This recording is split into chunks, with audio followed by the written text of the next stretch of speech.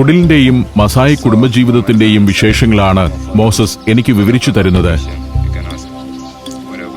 ഇദ്ദേഹത്തിന്റെ ചെരുപ്പ് ഏറെ പ്രാകൃത അവസ്ഥയിലുള്ളതാണ്. പാഴായ ടയറുകൾ ശേഖരിച്ച് മസായികൾ തന്നെ നിർമ്മിക്കുന്നതാണത്.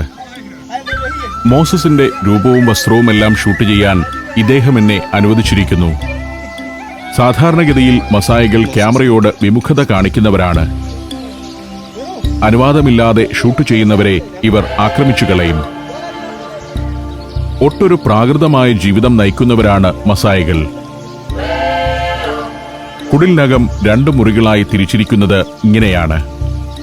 അതിൽ ഇടതുവശത്തേത് ഭാര്യാഭർത്താക്കന്മാർക്കും വലതുവശത്തേത് കുട്ടികൾക്കുമുള്ളതാകുന്നു. മുറി എന്നൊക്കെ പറയുന്നത് ഇവിടെ ഒരു സങ്കല്പം മാത്രമാണെന്ന് എനിക്ക് തോന്നി. ഇതാണ് കുടിലേക്കുള്ള ഏക കവാടം.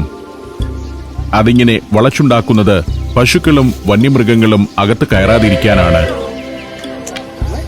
ഇങ്ങനെ പല വീടുകൾ. അവിടുത്തെ താമസക്കാരെല്ലാം പരസ്പരം ബന്ധുക്കളുമായിരിക്കും. ടാൻസാനിയയിലാവട്ടെ കെനിയയിലാവട്ടെ ഇങ്ങനെയൊക്കെയാണ് മസായികളുടെ ജീവിതം. കോൺക്രീറ്റ് വീടോ ഓടുമേഞ്ഞ വീടോ ഇവർക്ക് ഇന്നും അന്യമാണ്. വൃത്താകാരത്തിലുള്ള ഒരു മൈതാനത്തിനു ചുറ്റും നിലകൊള്ളുന്ന 10-12 കുടിലുകൾ ചേരുന്നതാണ് ഇവരുടെ ഒരു ഗ്രാമം.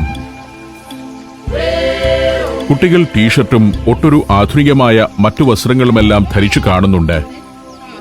പക്ഷേ അവർ മുതിരുമ്പോൾ തനത് ഗോത്രവസ്ത്രങ്ങളും ആഭരണങ്ങളും അണിഞ്ഞു തുടങ്ങുന്നതാണ് പതിവ്.